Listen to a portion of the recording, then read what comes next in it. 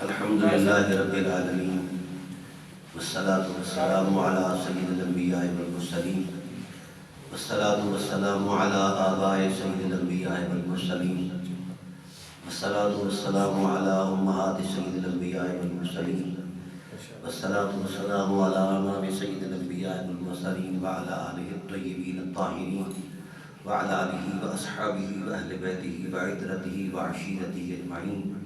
أما بعد فأعوذ بالله من الشيطان الرجيم. بسم الله الرحمن الرحيم. والموفون بعهدهم إذا عاهدوا والصابرين في البأساء والضراء وحين البأس أولئك الذين صدقوا وأولئك هم المتقون. صدق الله العظيم وبلغنا رسوله النبي العظيم الرؤوف الرحيم. إن الله وملائكته يصلون على النبي يا أيها الذين آمنوا صلوا عليه وسلموا تسليما. الصلاة والسلام عليك يا رسول الله وعلى آلك وصحبه يا حبيب الله. الصلاة والسلام عليك يا رحمة للعالمين وصحبك يا حمد و صلاة کے بعد انتہائی واجب القدر حضرت قبلہ شاہ صاحب احباب اہل محبت، السلام علیکم ورحمۃ اللہ وبرکاتہ. یقیناً جو آج مجھ سے مسٹیک ہوئی کوئی اس کی حکمت تھی. شاہ صاحب بار بار اصرار فرماتے کہ میرے پاس تشریف لاؤ، ٹائم نہیں تھا کیونکہ الحمدللہ میں نے عالم اسلام میں جانا ہوتا ہے، دوسرے ممالک میں بھی جانا ہوتا ہے، تو بس اتفاق سے ایسا ہو گیا. یہ شاہ صاحب کی کرامت ہے اور کچھ نہیں. دوسری یہ بات کہ ان کی شناسائی تو نہیں تھی، فون پر ہی پہلی مرتبہ بات کی، لیکن ان کے جذبوں میں میگریٹ پاور اتنی تھی. جب انہوں نے کہا کہ میں زہرا کا بیٹا ہوں تو میں تو اس دہلیز پر سر رکھا کرتا ہوں. میرے لیے مذہب کے مسلک کے تکلفات کوئی حیثیت نہیں رکھتے. ایک طالب علم ہوں تحقیق کا، جو قرآن کہتا ہے میں وہی کہتا ہوں. آج ہم قرآن سے ایک بات پیش کریں گے.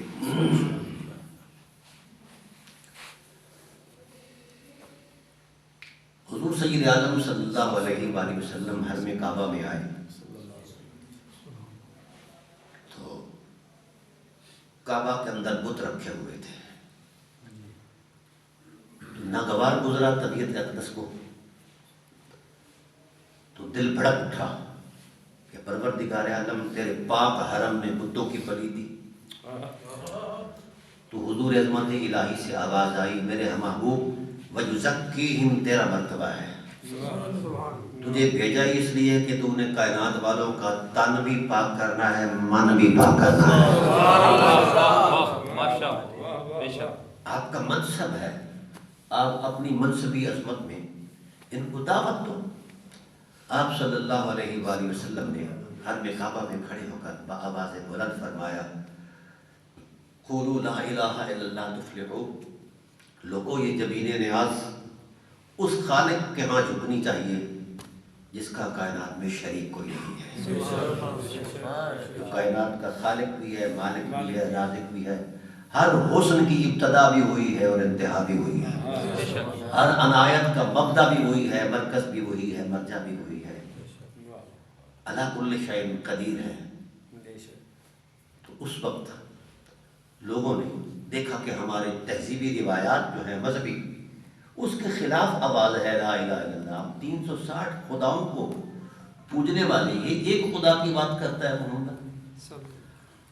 اب انہوں نے حضور صلی اللہ علیہ وسلم کے ساتھ سوال و جواب نہیں کیا، غصے میں آ گئے اور منہ پھیر کر کعبہ سے نکل گئے بھاگتے ہوئے. تو تب نبوت میں یہ بات ناگوار گزری. کہا پروردگار عالم کیا لا الہ الا اللہ حق نہیں؟ فرمایا تیرے حسن کی لطافت کی قسم اس سے بڑا حق کوئی نہیں ہے.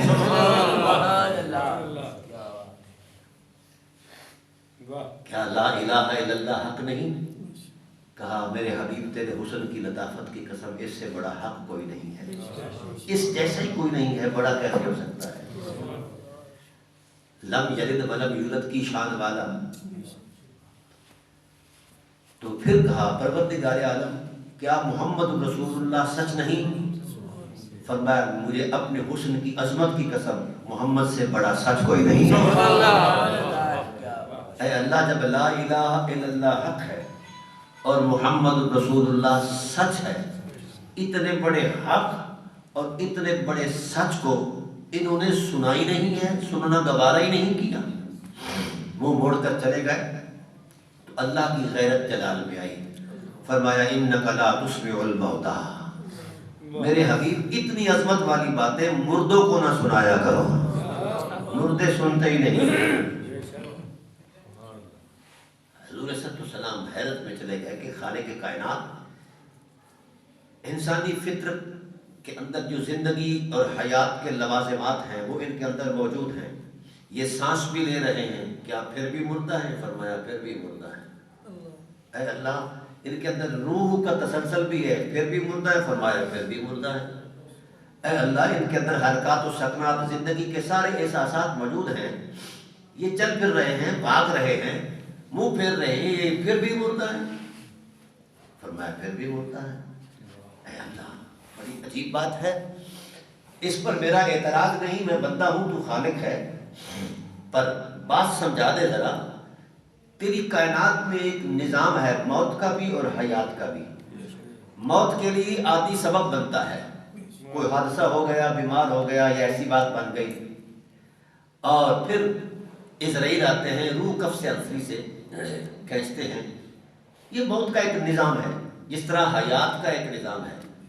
تو جو تیری کائنات قدرت کے اندر، عالم نظم قدرت کے اندر جو ایک تسلسل بنایا گیا ہے زندگی اور حیات کا اور موت کا، تو موت کے نہ کوئی اثرات ان پر وارد ہوئے، نہ لوازمات آئے، نہ لواحقات آئے، موت کی کوئی صورت ان پر وارد ہوئی نہیں ہے، یہ زندہ ہیں اور خوش گپیاں کرتے ہوئے بھاگ گئے ہیں، ان کو تو نے مردہ کہا، مجھے اس پر اعتراض نہیں، تو خدا ہے جسے زندہ کہے وہ زندہ ہے، جسے مردہ کہے وہ مردہ ہے، پر مولا بات اتنی سمجھا دے کہ یہ ان کے مرنے کا سبب کیا ہے اور ان کے مرنے کا وقت کیا ہے۔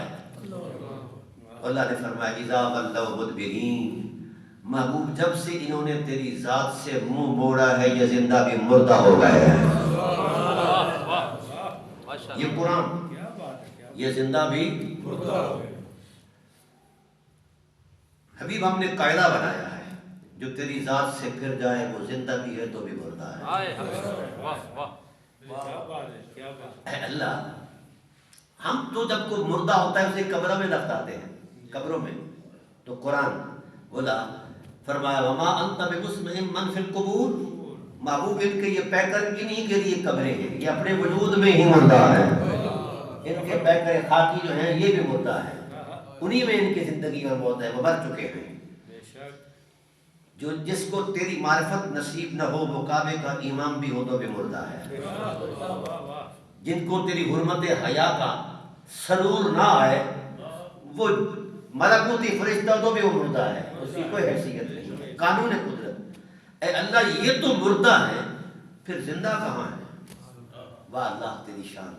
فرمایا ان تسمیع اللہ من یؤمن بآیاتنا فہم مسلمون۔ حبیب ہم نے قانون بنا دیا، کائنات کے جس شخص نے تیری ذات سے زندگی کے جس سمے منہ موڑا وہ زندہ بھی مردہ ہے، اور جس نے تیرے حسن کو کعبہ ایمان مانا، قبلہ یقین مانا، تیری حرمتوں کی قسم وہ مر بھی جائے تو بھی زندہ ہے۔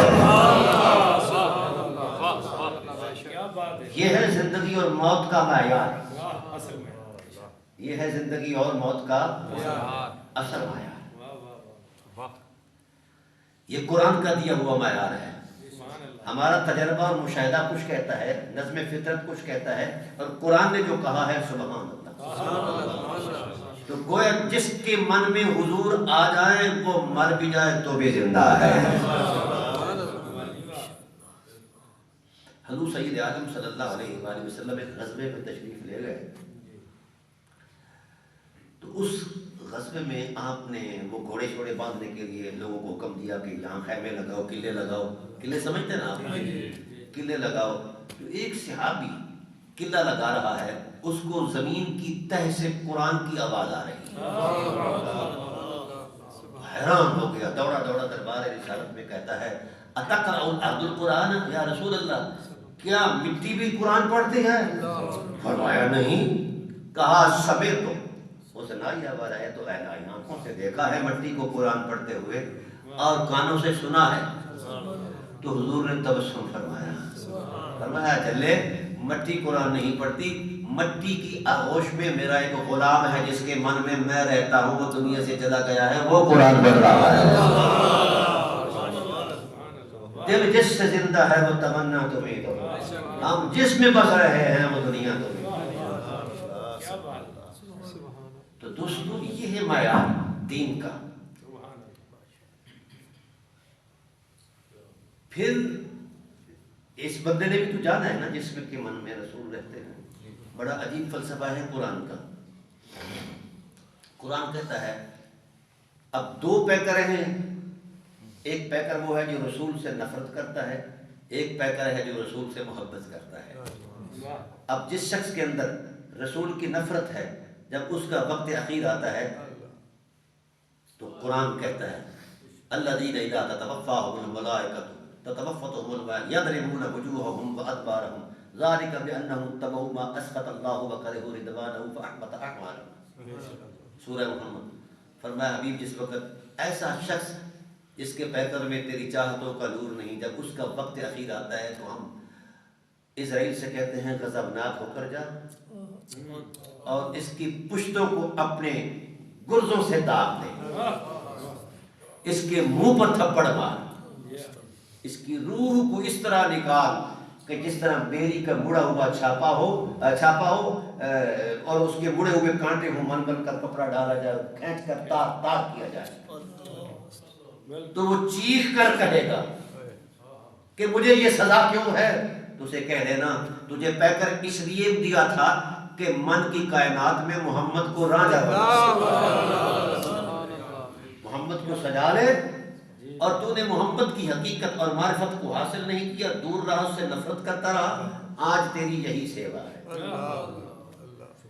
اور جس پیکر خاکی میں مصطفیٰ رہتے ہیں پیار بن کر، قبلہ ایمان بن کر، کعبہ ایقان بن کر، جس پیکر میں مصطفیٰ رہتے ہیں، جب اس کا وقت اخیر آتا ہے، دنیا سے جاتا تو وہ بھی ہے، تو بڑا عجیب نظارہ ہوتا ہے۔ اللہ قرآن کہتا ہے الذین تتوفاهم الملائکۃ طیبین یقولون سلام علیکم۔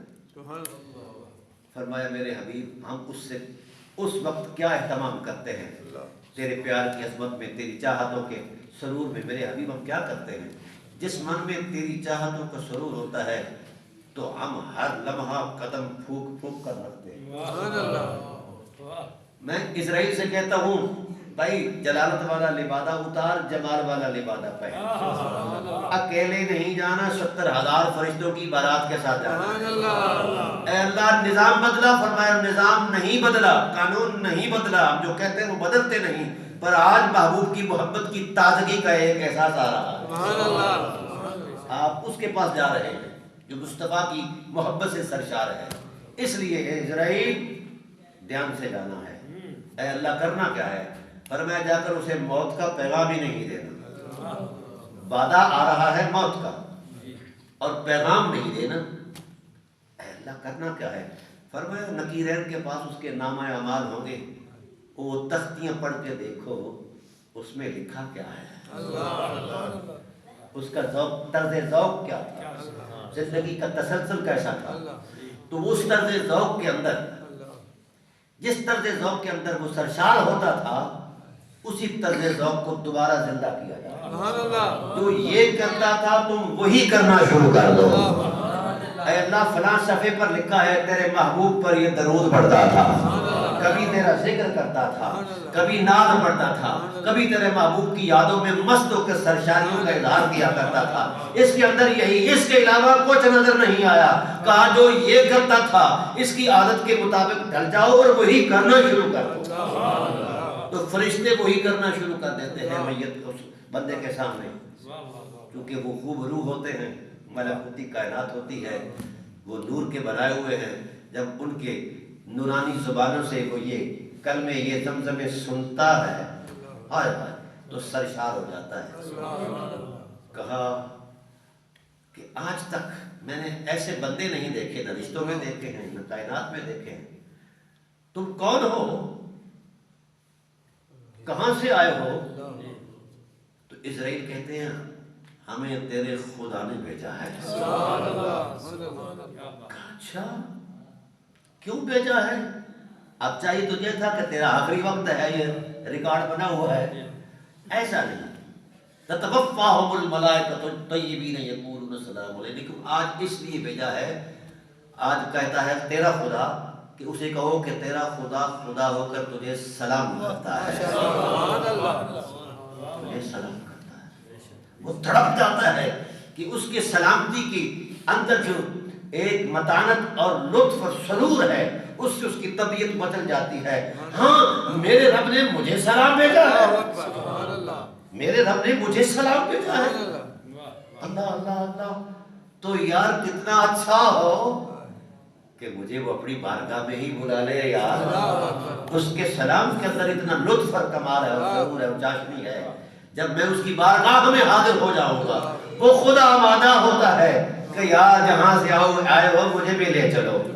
اب روح کو جب قبض کیا جاتا ہے تو اس وقت انگ سے روح نکلتی ہے تو اللہ فرماتے ہیں دعو ہو فرشتو ہٹ جاؤ حتی انزع نفسا. کسی کو کوئی اجازت نہیں کہ اس کی روح کو قبض کرے.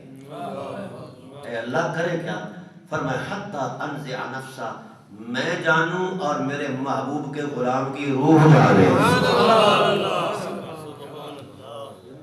تو اللہ اپنے محبوب کے حسن کی اس خوشبو کے قریب اپنی شایان شان تشریف لا کر اسے کہتے ہیں یا ایتھا النفس المطمئنہ.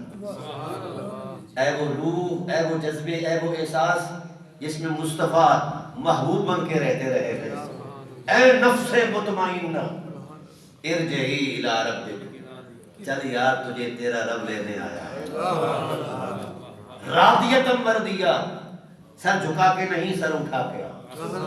اس شان سے آ کہ تو تیرا خدا تو تجھ سے راضی ہو چکا ہے، تو بھی اپنے خدا پر راضی ہو کر آ. یہ ہے وہ احساس جو آپ کے دلوں میں جگایا جاتا ہے. آپ کے احساس میں، آپ کے شعور میں اس حقیقت کو ہمارے علماء اہل سنت علماء یہی کہتے ہیں کہ محبت رسول یہ محض عقیدہ نہیں ہے. عقیدے بدلتے ہیں، یہ ذہن میں رکھیے.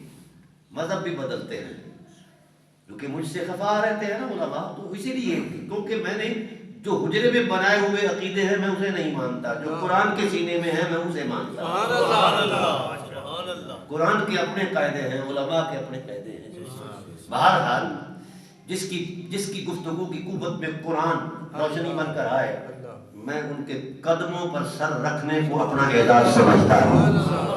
اور جو اپنی مرضی سے بات کرے کیونکہ اس کا نتیجہ غلط ہے، جو ہم سوچتے ہیں وہ سارا غلط ہے، جو وہ فرماتا ہے وہ سارا صحیح ہے.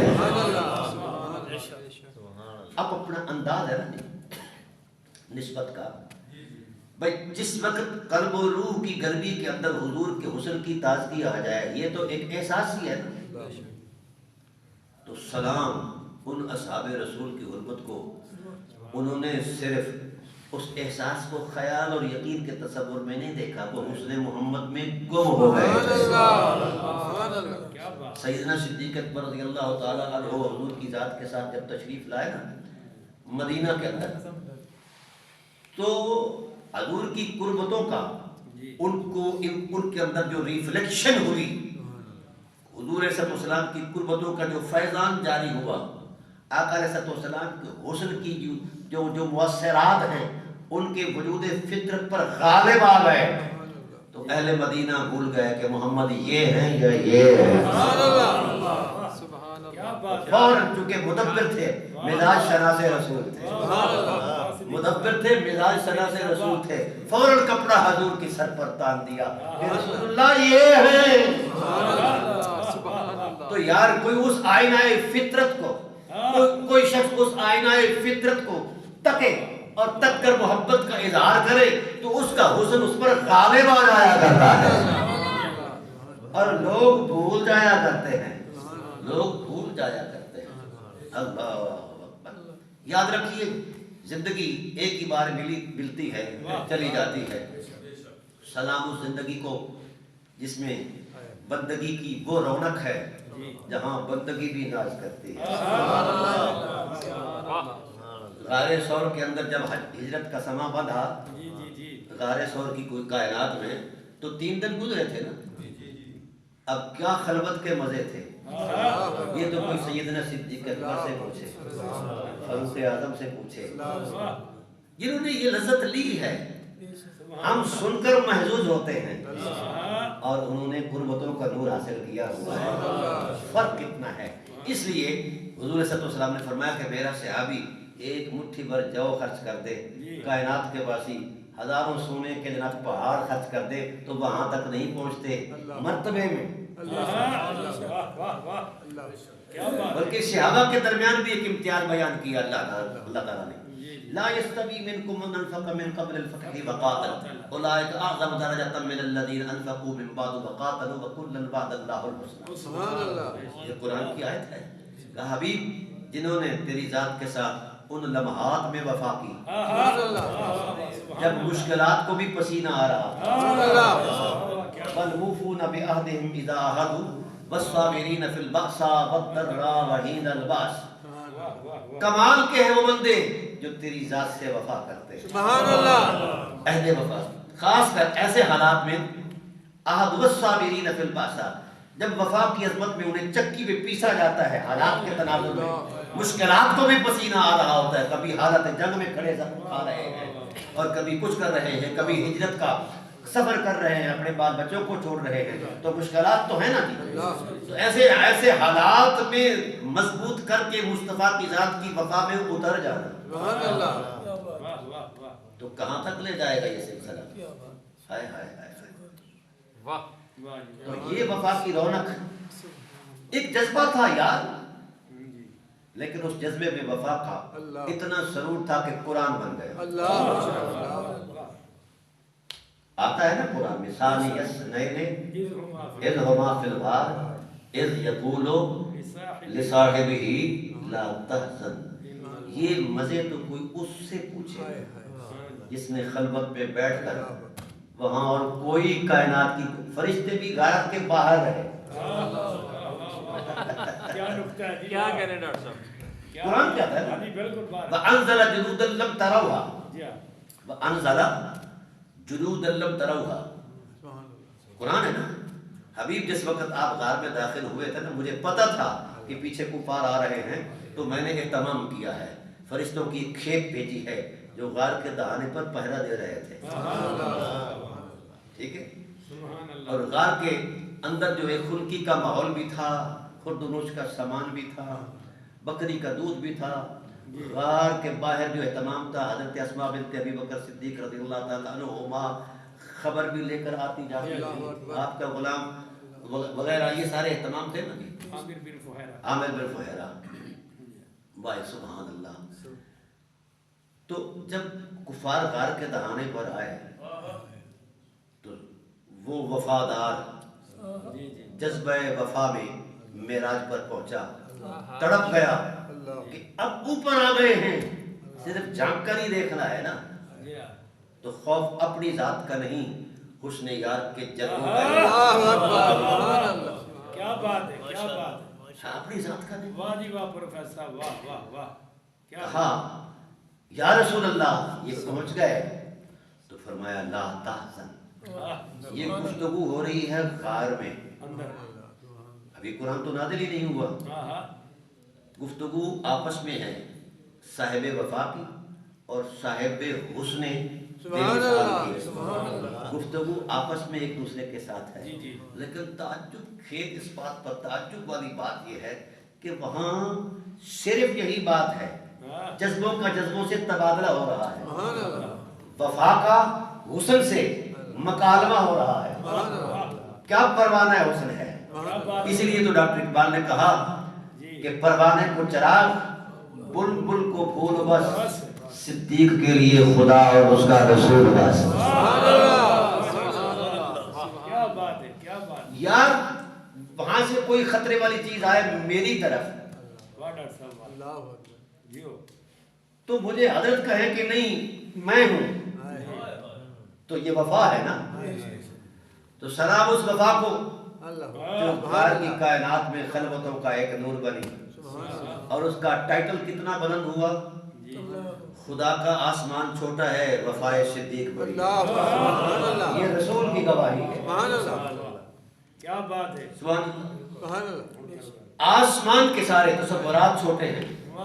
جب ام المومنین حضرت عائشہ صدیقہ سلام اللہ علیہا نے پوچھا نا کہ یا رسول اللہ آپ کے بلند وقت غلاموں میں کوئی اتنا بلند وقت بھی ہے جس کی نیکیاں اتنیاں ہوں جتنیاں آسمان کے سینے میں ستاروں کی رونق ہے؟ تو حضور نے برجستہ فرمایا کہ ہاں یہ تو میرے عمر کا ٹائٹل ہے. تو بی بی صاحبہ تعجب کرتی ہیں. حضور نے کہا کہ آپ سمجھتی ہیں کہ شاید اس ٹائٹل پر تیرے بابا کا نام آتا. کہا یا رسول اللہ میرے آقا میرے سرتاج، میرا تو ذہن یہ تھا کہ وہ ہر وقت آپ کے ساتھ التزام میں رہتے ہیں. ہاں لازم اور ملزوم حقیقتیں رہتی ہیں آپ کے دونوں حقیقتیں دونوں وجود.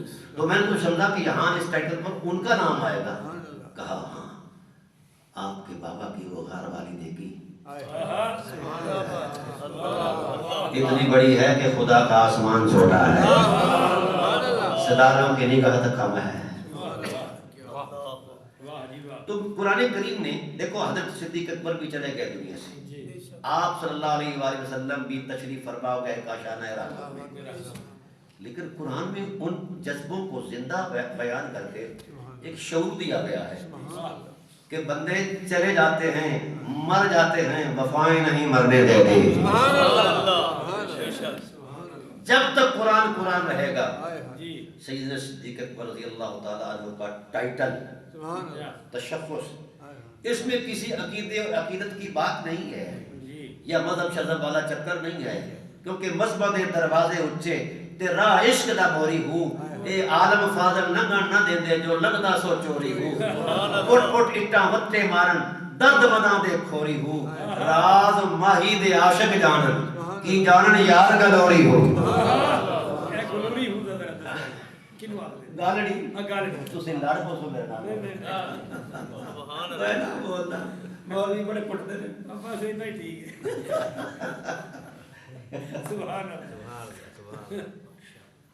عشق اسانو لسیاں جاتا تے آ بیٹھا مار پتھلا ہو جان جگر وچ سن چلائے اس تے کیتس کم اولا ہو او جان اندر وڑ جھاٹی پائے اس تے ڈٹھوس یار اکلا ہو عاشق فجری گانے بنسن بنا عشقاں دے سر کھلا ہو. یہ وقت وقت کرنے والے جو ہیں ان کو پالے پڑیں گے کھلے پڑیں گے. یہ قرآن کی آیت کا یحلون فیہا من اساور من ذہب ولؤلؤ ولباسهم فیہا حریر وہدوا الی الطیب من القول وہدوا الی صراط الحمید. قرآن سے یہ آیت نکال دو پھر لے آؤ مذہب جو بناتے ہو، پھر لے آؤ جو مذہب بناتے ہو. کیا وفا ہے. مجھے یہ بتائیے ہمیں کسی کو بھی 1400-1500 سال بعد خواب میں رسول اللہ صلی اللہ علیہ وسلم کے حسن بے مثال کی کہیں جھلک محسوس ہو جائے تو ہم اپنی معراج سمجھتے ہیں. حضور کا فرمانا کہ جس نے مجھے خواب میں دیکھا اس نے مجھے بالکل ٹھیک دیکھا کیونکہ میری شکل میں اور کوئی آ سکتا ہے نا. تو ہم اس جھلک دیکھنے کے لیے آئے آئے جب تک یہ جذبے رہے اسلام زندہ رہا. ایک جھلک دیکھنے کے لیے لوگوں نے زندگیاں بتا دی ہیں. حضور زہد الانبیاء بابا فرید الدین مسعود گنج شکر رضی اللہ تعالیٰ عنہ اس عالم امر میں جانے کے لیے اس مقام پر اس نے بے مثال کی تازگی کو محسوس کرنے کے لیے بے قرار ہو گئے اور پریشان ہو گئے. گھر چھوڑا بار چھوڑا کہ جب تک محبوب نظر نہیں آئیں گے گھر نہیں لوٹوں گا. یہ ہے عشق. ابھی ہم لکیریں کھینچ رہے ہیں نبوت پر اتنی ہے ایسی ہے. یہ لکیریں حجرہ ساز ہیں. عشق دی ریت سارے جہاں تو جدا نہ راہ بے خدا نہ قرا بے خدا جتھے چاہے جھکا دے وے عاشق دسر نہ کعبہ تے نہ کربلا بے خدا. عشق قائل بلندی تے پستی دا نہیں مان چھڑدا ہے یوسف کی ہستی دا نہیں. عشق کرتا ہے حافظ اپنی مرضی دے کم نہ شاہ خدا نہ کرتا عاشق سوئی حقیقی باہو جڑا قتل مشروق دے بننے ہو جت ول ویکھے راز ماہی دے لگے اسے بننے ہو مکھ نہ موڑے تے رخ نہ پھیرے بھویں سہ تلواراں کھنے ہو سچا عشق حسین علی دا سر دے کے بھی راز نہ بننے ہو یہ عشق حضور صلی اللہ علیہ وسلم گھر سے آ گئے جنگل میں رہنے لگ گئے اب کھانا پینا تو وہاں میسر نہیں تھا انسانی فطرت تھی پتے شتے بھی کھائے لیکن نہ چل سکے گر گئے وجود اقدس جو تھا بھارا تھا لہیب شہین تھا جنگل کے جانوروں نے سمجھا کہ خوراک ہے نوچنا شروع کر دیا عشق اور ہے خیال اور ہے خیال میں پلیتی موجود ہے عشق میں شرک بھی جو ہے عشق میں کسی غیر کا خیال ہی شرک ہے لا الہ عشق کی ابتدا ہے ہم نے صرف تکلم کیا ہے کہ ہم پڑھتے ہیں کلمہ جو لا الہ کی حرمت میں کھو گئے ہیں کعبہ کے خبر شباف نیامت جو اس حسن میں کھو گیا ہے وہ واپس آیا ہی نہیں ہے وہ اپنی ذات میں واپس نہیں آیا دنیا میں کیسے واپس اللہ حضور صلی اللہ علیہ وسلم گرے ہوئے ہیں جانور نوچ رہے ہیں لیکن عشق تیری غیرت پر قربان جسم نوچ رہے ہیں پرندے مگر درندے مگر عشق نے سی نہیں آخر میں ایک کوا آیا کہاں آیا وہ آ کر ادھر ادھر ہڈیوں پر تلاش کرتا ہے اپنا خوراک ہڈیوں پر تو کچھ نہیں تھا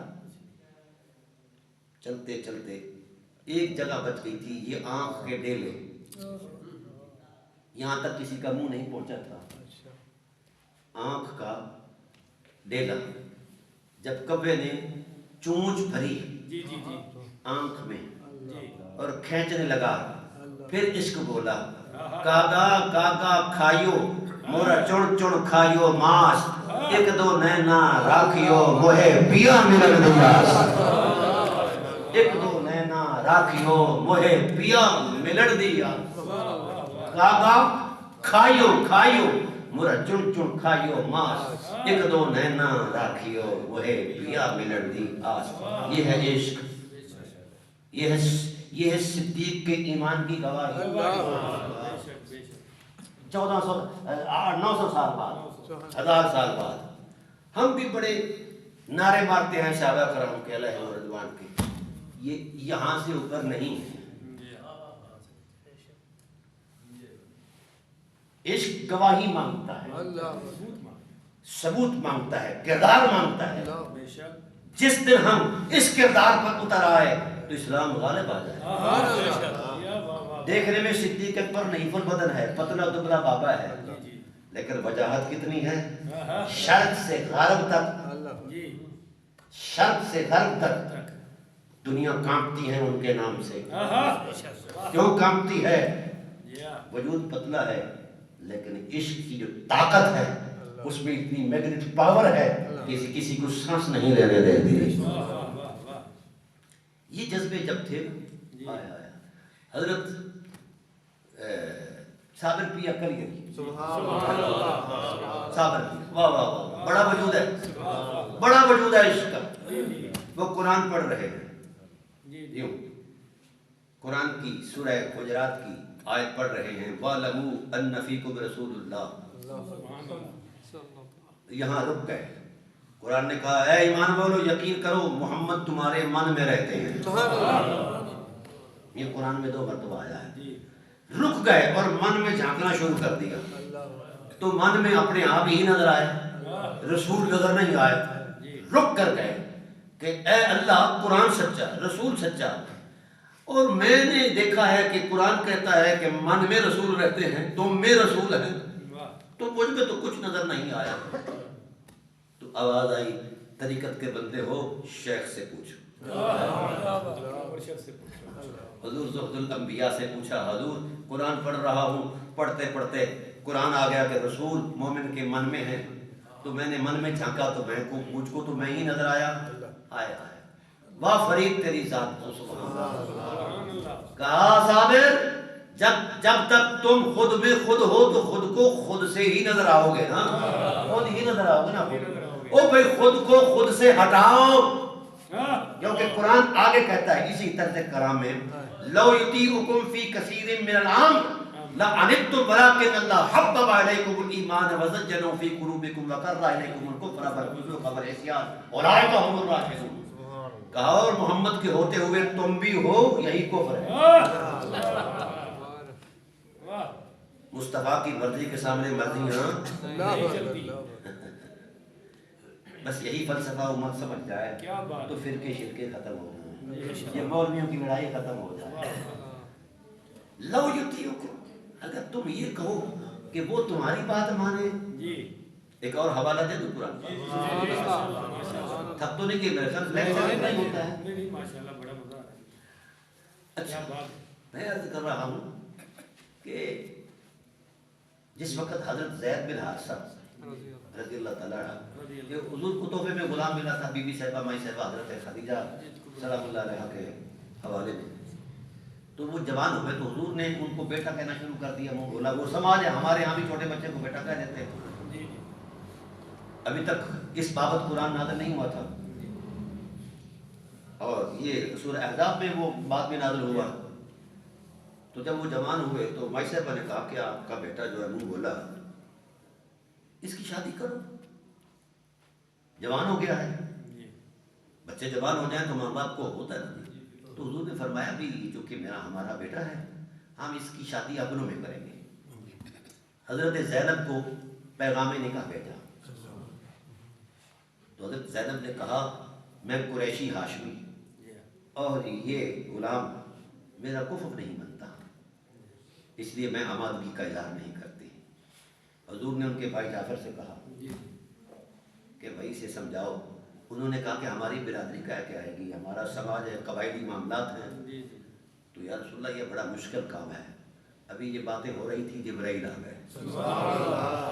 کیا کہا؟ بڑا جملہ کہا، ہائے ہائے ہائے، بڑا جملہ کہا قبلہ پیر صاحب۔ قرآن کہتا ہے وَمَا كَانَ لِمُؤْمِنٍ وَلَا مُؤْمِنَةٍ إِذَا قَضَى اللَّهُ وَرَسُولُهُ أَمْرًا أَن يَكُونَ لَهُمُ الْخِيَرَةُ۔ یہ کیسا ایمان ہے تمہارا؟ کسی مومن کے لیے یا کسی مومنہ عورت کے لیے یہ جائز ہی نہیں کہ حضور کے ہوتے ہوئے وہ ہو، رسول کی مرضی کے سامنے تمہاری مرضی، اس کا ایمان ہی کوئی نہیں جو رسول کے سامنے اپنی مرضی اور اپنا اختیار جتاتا ہے۔ مَا كَانَ لَهُمُ الْخِيَرَةُ وَمَا كَانَ لِمُؤْمِنٍ وَلَا مُؤْمِنَةٍ إِذَا قَضَى اللَّهُ وَرَسُولُهُ أَمْرًا أَن يَكُونَ لَهُمُ الْخِيَرَةُ۔ آگے قرآن کہتا ہے، جس نے یہ جملہ قرآن کا بڑا عجیب ہے جو ربط ہے، اذا قضى اللہ، رشتہ تو رسول نے مانگا ہے، تو قرآن کیوں کہہ رہا ہے اذا قضى اللہ، کہ اللہ مانگ رہا ہے، اور یہ قضا یقضی سے ہے، اس کا مطلب یہ ہے کہ یعنی رشتہ مانگا نہیں، فیصلہ ہے خدا کے رسول۔ ٹھیک ہے نا؟ جب رسول کسی بابت فیصلہ فرما دے پھر مرضیاں ختم۔ جب سے تورے سنگ لاگے نین پیا، ہم بھول گئے کونین پیا، اذا قضى اللہ ورسولہ۔ تو رسول کے ہوتے ہوئے کوئی ہو تو وہ غلطی پر ہے۔ رسول کی مرضی کے سامنے اگر اپنی مرضی کا اظہار کرے تو وہ امام مسجد کیوں نہ ہو، وہ غلطی پر ہے۔ سمجھ آ گئی؟ اور پھر یہ کیا فلسفہ ہے قرآن کریم کا؟ بہت سارے نظائر ہیں قرآن پاک کے اندر، وقت کے دامن میں اتنی گنجائش نہیں، میں نے واپس جانا ہے۔ تو عرض کر رہا تھا کہ غار ثور کی حرمتیں قرآن کی زینت بنی ہوئی ہے نا؟ اس حقیقت کا کسی کو انکار ہے؟ اچھا، آئیے اس حقیقت سے پہلے بھی ایک حقیقت ہے اسی ٹائٹل پر، وہ اگرچہ ہمارے ہاں اس کو مربج نہیں لیکن ہے حقیقت۔ یہاں ایک آیت اتری ہے، وہاں 1300 آیات اتری، اور اس پر پی ایچ ڈی ہو چکی ہے، مصر میں 4تھی پی ایچ ڈی ہو رہی ہے۔ وہ یہ ہے کہ یہاں عصمت وفا کا ایک تسلسل تھا، سیدنا صدیق اکبر رضی اللہ تعالیٰ عنہ۔ اب یہاں مکڑی کا جالا بھی ہے، کبوتری کا انڈا بھی ہے، فرشتوں کی کھیپ بھی ہے، اور اندر خرد و نوش بھی ہے، اور کئی سارے اسباب مجسر ہیں، یعنی سارا تمام پروٹوکول موجود ہے۔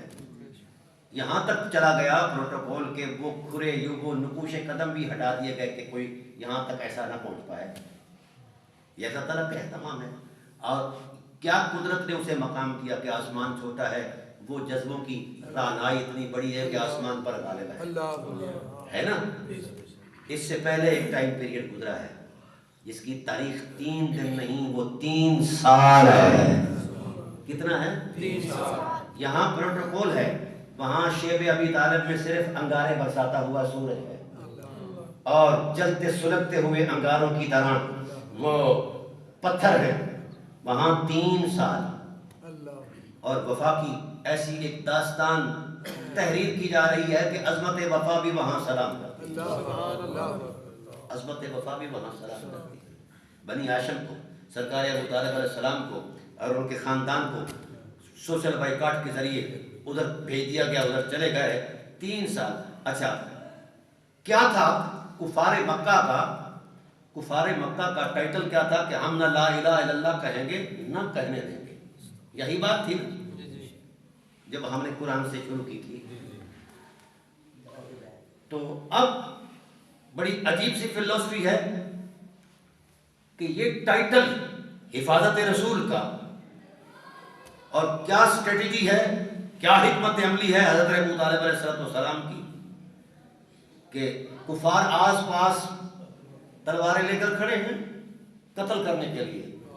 جب شام سورج ڈھلتا ہے, شام پڑتی ہے, آقا علیہ السلام کو نمایاں جگہ پر سلا دیتے ہیں, ہے نا ایسا, نمایاں جگہ پر سلا دیتے ہیں.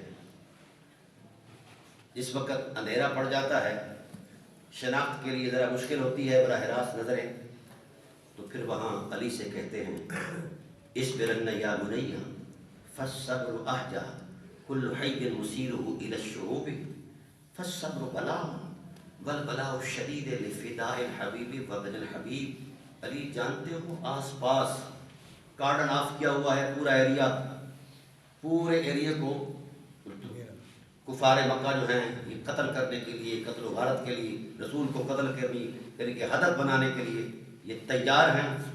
لہذا ان کا بھی وار خالی نہ جائے, ہدف ان کو بھی ملے. پر اس مقام پر علی تو ذبح ہو جا محمد کو بچانے. یہ وہ وفا کی تحریر ہے. 3 سال تک علی سوئے وجد کرتے ہوئے مقتل نبوت پر. ایک یہ بھی تاریخ ہے, ایک یہ بھی تاریخ ہے. اس تاریخ کا بھی احترام ہونا چاہیے. غار ثور کی تاریخ کا ایک الگ سے تقدس ہے, اس کی حرمت کو کروڑوں سلام, لیکن ایک یہ بھی حقیقت ہے. اور پھر یہ 3 سال کا ہے. اس سے پہلے بھی ایک ٹائم پیریڈ ہے جس نے وجود رسول سے وفا کی ہے. اس وقت جب وقت کو بھی پسینہ آ رہا ہوتا تھا, اس وقت آپ نے دن رات پہرا دیا, رسول کی ذات پر چھا کر سوتے اور کہتے کہ میں کاٹا جاؤں محمد محفوظ ہو جائیں. اس عظمت وفا کی تحریر کا نام ابو طالب علیہ السلام.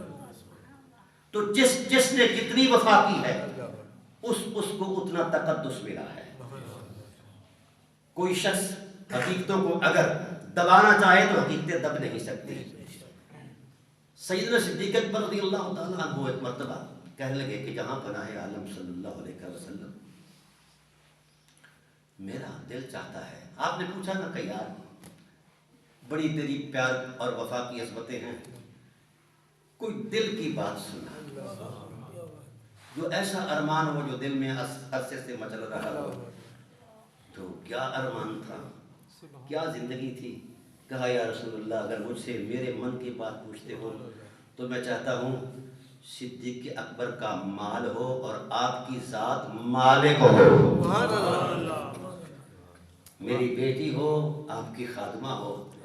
یعنی یہ وہ لوگ ہیں جنہوں نے اسلام کو دیا ہے, لیا کچھ نہیں. یہ وہ تحریریں ہیں. اسی لیے قرآن ان تحریروں کو اپنے سینے میں محفوظ رکھے ہوئے. جس نے لمحہ بھر کے لیے وفا کی اسے یہ شرافت ملی. انصاف کا پہلو نہیں چھوڑنا چاہیے. ہر تحریر دیکھو نا جی, ابراہیم علیہ السلام کا قرآن میں 600 آیات میں ذکر ہے. کیوں ہے وہ بندہ؟ لیکن اللہ کا خلیل کیوں ہے؟ اذ ابتلی ابراہیم ربہ بکلمات، یہ قرآن ہے نا. ابراہیم کو اللہ نے آزمایا بہت ساری باتوں سے، فَأَتَمَّهُمْ، قرآن نے گواہی دی کمال کا بندہ ہے، ان کو تمام کر دیا، مکمل کر دیا. بھائی 3 چیزیں انسان کی مرغوب ہیں، ہے نا ایسا؟ جان، مال اور اولاد. جب جان کا وقت آیا تو جناب ابراہیم علیہ السلام نارے نمرود میں کودے. یہ ہے نا، میں تفصیلات میں نہیں جاؤں گا. مال دینے کا وقت آیا تو صرف اللہ کے اسم پر سب کچھ لٹا دیا. جب خواب کی ایک بات آئی اصبح کما فانظر ماذا ترى، تو یہ خواب تھا، آزمائش تھی. کس کی؟ حسن کی. اور سامنے وفا تھی، تو چھری پھیری، ہے نا ایسا؟ یہ قرآن کے جو قصے ہیں داستان سرائی نہیں، یہ آنے والی حقیقتوں کی نشاندہی ہے. اس لیے قرآن کہتا ہے فَاعْتَبِرُوا يَا أُولِي الْأَبْصَارِ. تو بھائی ابراہیم علیہ السلام نے جب وفا کی تو قرآن نے کہا انی جاعلک للناس اماما، پوری انسانیت کے لیے آپ امام. اب یہ ایک تحریر وفا تھی. زمانہ گزر گیا، 3500 سال کا زمانہ. حضرت اسماعیل علیہ السلام سے لے کر حضرت رسول خدا صلی اللہ علیہ وسلم تک عرب میں کوئی پیغمبر نہیں آیا. لیکن یہ بات اتنی پرانی تھی کہ لوگوں نے اس قصے کا انکار کر دیا. یہ کیسے ہو سکتا ہے کہ سگا باپ اپنے بیٹے کے گلے پر چھری پھیرے؟ ایسا ہو سکتا ہے؟ نہیں ہو سکتا. تو جس وقت اس اعجاز نبوت کا انکار ہوا تو اولاد ابراہیم میں سب سے پہلے عبد المطلب علیہ السلام آئے. کہا اس اعجاز نبوت کی گواہی میں دیتا ہوں، میں اپنے بیٹے کے گلے کا چھری پھیرتا ہوں. پھر یہ وقت گزر گیا، عربوں نے معافی مانگی، ہم ایسا نہیں کرنے، یہ وہ. پھر لوگوں نے یہ چوکے چوراہوں پر یہ باتیں شروع کر دی، یار کیسے ہو سکتا ہے. جب یہ اعجاز نبوت زد میں آیا تو انہوں نے کہا کہ کون ہے جو اس حقیقت کی تصدیق کرے. تو سید بطحہ جناب ابو طالب علیہ السلام میدان میں آئے. کہا جناب ابراہیم میرے جد کریم ہیں، انہوں نے ایک اسماعیل دیا ہے، میں سارے اسماعیل پیش کروں گا. تو دین کردار دیتا ہے، کردار مانگتا ہے، خیال نہیں دیتا اور نہ خیال مانگتا ہے. خیالوں سے دنیا آباد نہیں ہوتی، کرداروں سے دنیا آباد ہوتی ہے. تو اس لیے قرآن کریم نے جو زندگی کا فلسفہ بیان فرمایا، فلسفہ وہ یہ ہے کہ جس من میں مصطفیٰ ہیں وہ تحقیق ہو تو بھی زندہ ہے، سبحان اللہ. عالم عمر میں ہو تو بھی زندہ ہے، ارواح میں ہو تو بھی زندہ ہے. اور اگر جس من میں مصطفیٰ نہیں وہ کعبہ کی چھت پر بھی ہو تو بھی مردہ ہے. یہ قانون قدرت ہے. یہ میری بات ساتھی سی سمجھ آ گئی ہے؟ کوئی ایسی بات تو نہیں کہی جو میں قرآن سے ہٹ کر بات کر رہا ہوں. دوستو یہ وقت ہے حضور کی ذات کے ساتھ وفا کا، وقت ہے خالص عقیدت کا اور عقیدے کا، صحیح سوچ کا، کردار دھونے کا. یہ بحث کیوں چھڑی ہوئی ہے شاہ صاحب؟ وجہ کیا ہے؟ ہم کردار دے رہے سے آ رہی ہیں. جب لوگ کردار دیتے تھے بحث نہیں کرتے تھے. کوئی صحابی آتا تو کسی صحابی کا کوئی عمل دیکھتا تو چونکہ اس کے تجربے میں نہیں ہوتا تو وہ کہتا رأیت رسول اللہ قضا، مجھ پر برسنے والے میں نے رسول اللہ کو ایسے دیکھا ہے. پھر اس کی ساری شریعت سمجھاتی، بس رسول اللہ کا حوالہ آ گیا، دیکھا جو حسن یار تو طبیعت بدل گئی. اطاعت شیعری کے یہ جذبے ہوں تو بحث کے لیے وقت ہی کوئی نہیں ہے. بحث تب ہوتی ہے جب من پلیت ہو، من سچا ہو. بحث نہیں ہے، بحث کے لیے وقت ہی نہیں ملتا. مجھے بتایا جائے سیدنا صدیق اکبر رضی اللہ تعالیٰ عنہ کی رفاقت کتنے سال رہی؟ چلو اعلان نبوت کے بعد 23 سال ہے، ایسا ہے نا؟ ویسے تو آپ کی رفاقت پہلے سے ہے نا جی. مجھے بتایا جائے کتنی بحثوں میں انہوں نے حصہ لیا ہے. بعض فقہی مسائل پر جب اصحابہ کرام کے معاملات آپس میں ایک دوسرے کے دلائل کی بات آتی، حضرت عمر ہیں یا حضرت ابوبکر صدیق ہیں، وہ کہتے ہیں یار بحث کا وقت نہیں ہے، جب کبھی کوئی ایسا موقع ہے نہ کسی کو سمجھ آئے تو علی المرتضیٰ کے دربار میں چلا جائے یا ان کو بلا کے مسئلہ حل کرایا جاتا ہے. تو یہ وقت بحث کا نہیں ہے. مجھے ایک مرتبہ جانا ہوا کراچی میں، وہ کسی یونیورسٹی تھی غالباً ہمدرد یونیورسٹی تھی، وہاں میرا خطاب تھا. اکثر بلا دیتے ہیں یونیورسٹیوں کے لوگ. میں وہاں چلا گیا تو وہاں تقی عثمانی صاحب ہیں دیوبند عالم دین ہیں، وہ جسٹس بھی تھے اس وقت، وہ مہمان خصوصی تھے اور میرا خطاب تھا. جب میں نے خطاب کیا تو ذوق بن گیا قدرتی، اور خطاب میں یہ تھا، مجھے یوں اندازہ ہوا کہ مجھے اس نے چٹھی بھیجی ہے، جس طرح دیوبندیوں کی عادت ہوتی ہے. تو خطاب تھا سیرت الرسول اور حالات حاضرہ کے ٹائٹل پر میں نے بولنا تھا. تو مجھے انہوں نے کہا کہ یہ مادر علمی کا جلسہ ہے، یہاں میلاد شروع نہیں کرنا. اچھا، کیونکہ ہم بریلوی تھے اور ہم ان باتوں سے ٹکراتے رہتے تھے. یہ میلاد مناؤ نہ مناؤ میں میری چونکہ فرضیت میلاد پر میری کتاب پہلی آئی تھی، پہلی کتاب ہی میں نے بولی تھی، اور 1800 قرآن کی آیات میلاد پر میں نے پیش کی. 1800 آیات.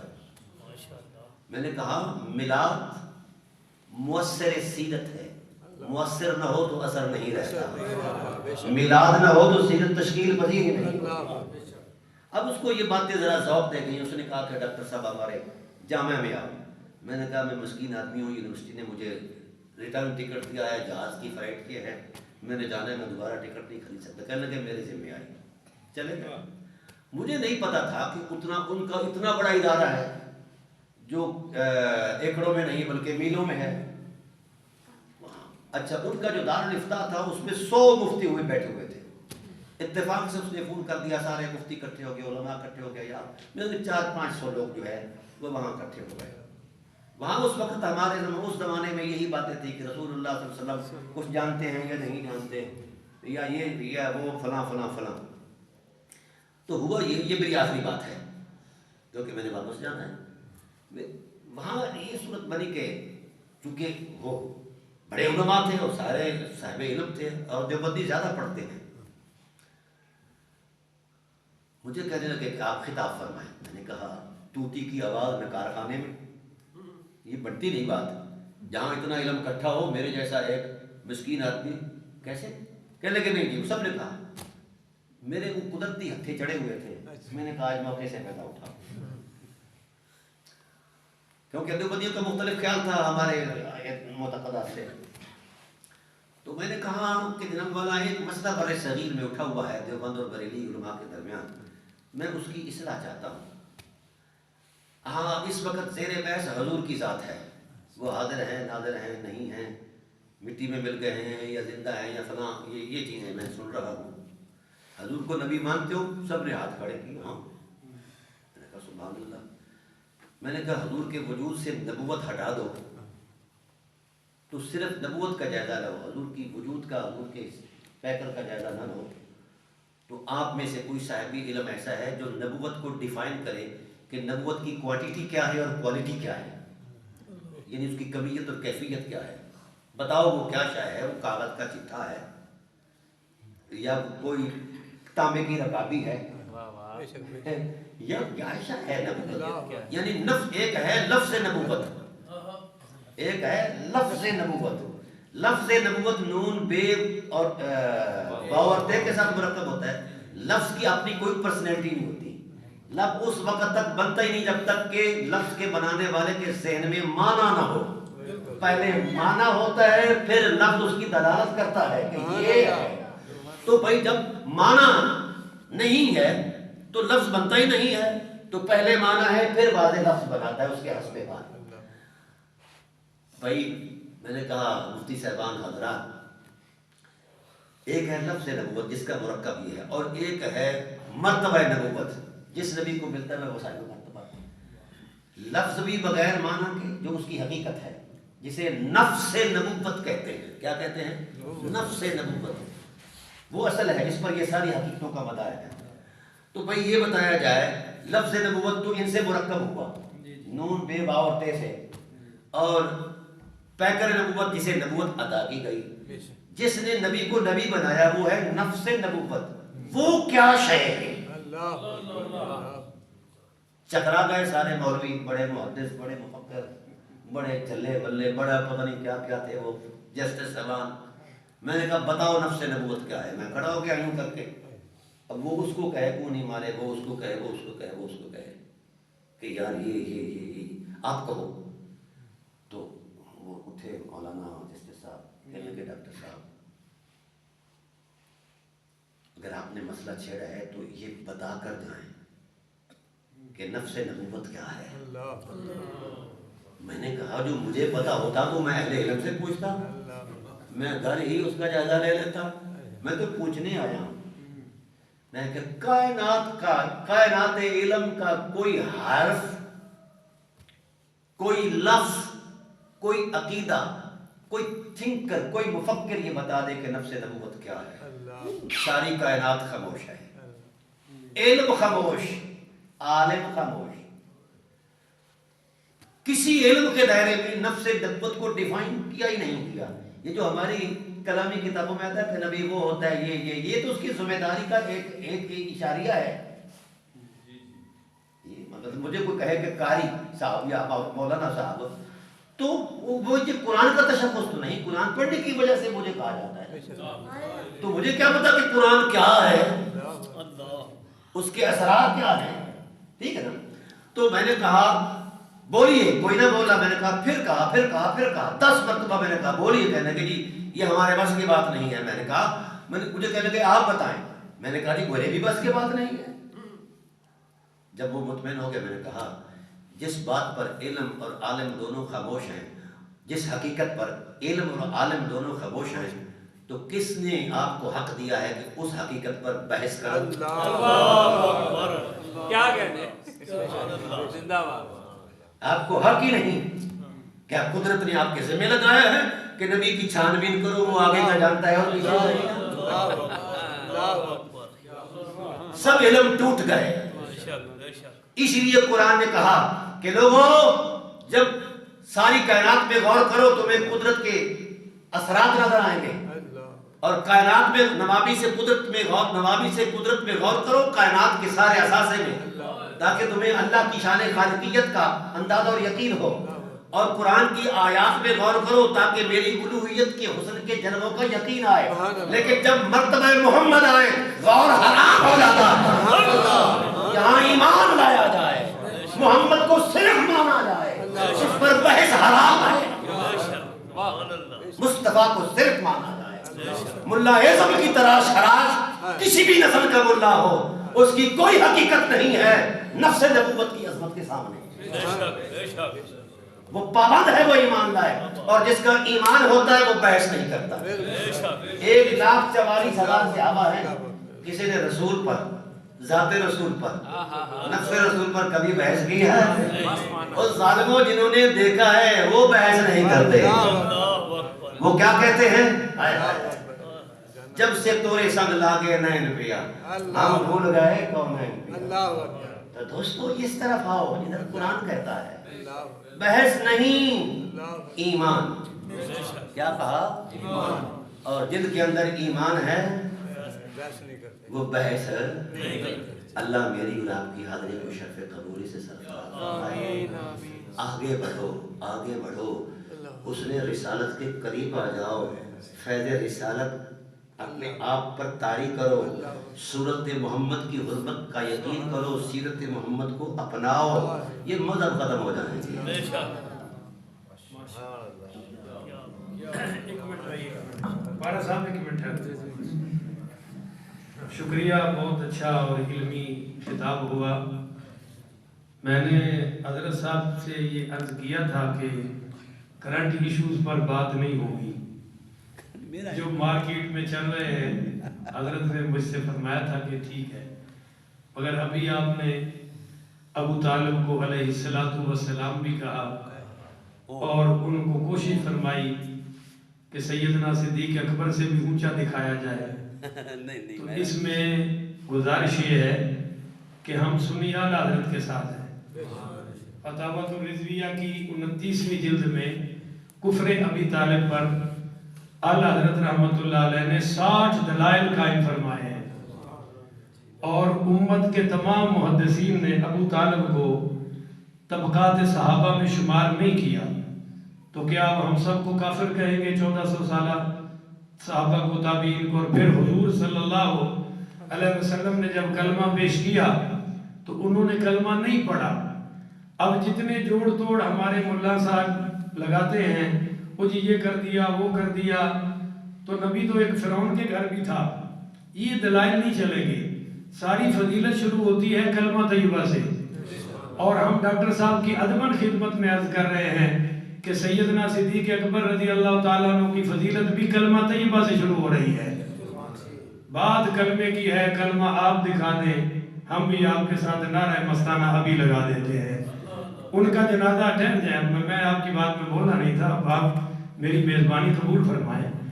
میں ابو طالب کا جنازہ آپ دکھا دیں، کس نے پڑھایا، کیسے پڑھا گیا، ہم ابھی آپ کے ساتھ نعرہ مستانہ لگاتے ہیں۔ ہم تو پہلے ہی سید ہیں، آپ تو اب تشریف لا رہے ہیں، ہم سید ہیں، ہمارا گھرانہ ہے، پر کیا کریں، ہم مجبور ہیں۔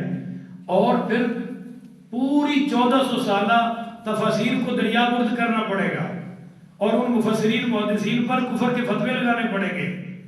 اور بہرحال ہمارا اس معاملے میں ابھی تک تو پلہ اعلیٰ حضرت کے ساتھ ہے، الا یہ کہ ڈاکٹر صاحب جیسی کوئی ہستی ہمارا مان تران توڑ دے اور ابو طالب کا کلمہ پڑھنا سکھا دے کہ یہ انہوں نے کلمہ پڑھا ہے۔ ہم ان کو دکھاتے ہیں کہ سیدنا ابو بکر نے کلمہ کیسے پڑھا، سیدنا عمر نے کیسے پڑھا، حضرت عثمان نے کیسے پڑھا۔ ہم ان کو یہ بھی بتاتے ہیں کہ مولا علی نے کیسے پڑھا۔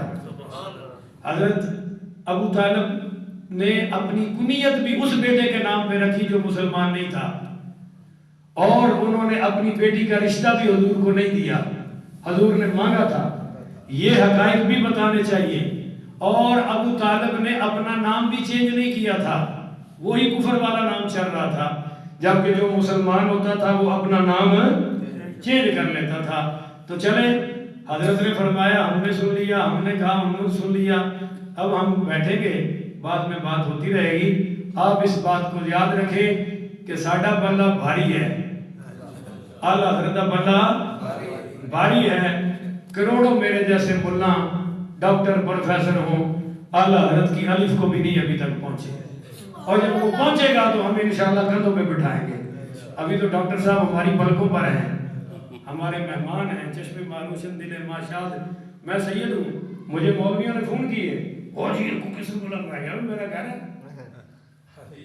میں کہا خاندانی لوگ ہیں اور تشریف لا رہے ہیں، پلکوں پر بٹھائیں گے، آپ بھی بٹھائیں گے، ہمارے مہمان ہیں۔ اور میزبانی اور مہمانی کا کوئی مذہب ہے؟ کسی اور مذہب کے ہوتے میں پھر بھی یہی سلوک کرتا۔ میں گیا گلفام ہاشمی سے ملنے، شیعوں کا خطیب ہے، اس نے مجھے پلکوں پہ بٹھایا۔ وہ کبھی میرے پاس کئی شیعہ ہیں، مجھے ملے ہیں، میں نے پلکوں پہ بٹھایا۔ ابھی میں گیا تھا ادھر، یہ کیا گاؤں کا نام ہے، جتی، میں نے کہا بھائی شیعوں، محرموں میں ایک تقریر ذکر حسین پہ میری بھی کرا کے دیکھ لو، تھوڑے جاکرہ کو پتہ ہی کوئی نہیں حسین کی نو کہتے ہیں۔ بہرحال یہ بات ہے، اعلیٰ حضرت رحمت اللہ تعالیٰ نے اکیلے ہوتے یا اپنی طرف سے بات کرتے تو ہم بھی ڈاکٹر صاحب کی طرح ٹکرانے کا ظرف رکھتے ہیں، پر کیا کریں، انہوں نے بات، ہر بات یا قرآن سے کی ہے یا سرکار کی زبان مبارک سے۔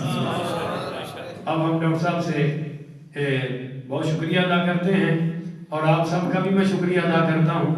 اللہ تعالیٰ سب کی حاضری قبول فرمائے، آمین، الحمدللہ رب العالمین۔ اللہم صلی علی سیدنا و مولانا محمد وعلا آل سیدنا و مولانا محمد وبارک وسلم وصلی علیہ۔ یا اللہ ہم سب کا بیٹھنا بٹھانا قبول فرما، کمیاں کوتاہیاں غلطیاں ہم سب کی معاف فرما۔ یا اللہ اپنے نبی کی، اپنی توحید کا دامن، سرکار کی ختم نبوت کا دامن، اصحاب و اہل بیت کا دامن ہمیں تا حیات عطا فرما۔ نبی کی آل ہماری ایک آنکھ کا نور، نبی کے اصحاب ہماری ایک آنکھ کا نور۔ اللہ یہ دونوں نوروں کے سائے میں زندگی گزارنے کی توفیق عطا فرما۔ اصحاب کی بے ادبی سے پہلے عزت کی کلمے کی موت دے۔ اہل بیت کا جو دشمن ہے، جو منکر ہے، وہ بھی جہنمی کتوں میں سے کتا ہے۔ اللہ ان باطل لوگوں سے اور باطل فرقوں سے بھی ہماری حفاظت فرما، اور ہمیں سب کا دامن، سب کو جو جن پر تو راضی ہے، سب وہ جن پر تیرا مصطفیٰ راضی ہے ہمیں ان کے دامن سے وابستگی ہے کامل نصیب فرما. ڈاکٹر صاحب کے خیالات کو پاکیزہ بنا, میرے خیالات کو بھی پاکیزہ بنا, اور ہمیں سلف صالحین کے ساتھ چلنے کی توفیق عطا فرما. صراط القرآن نہیں ہے, صرف صراط الحدیث نہیں ہے, صراط الذین ہے, اور وہ بھی انعمت علیہم ہے. تو علیہم میں 4 طبقات ہیں, من النبیین والصدیقین والشہداء والصالحین. ان چاروں کے دامن سے اللہ ہمیں کامل وابستگی نصیب فرمائے. آمین. آخر ودعوانا الحمدللہ رب العالمین وصلی اللہ تعالی علی خیر خلقہ محمد وعلی آلہ وصحبہ.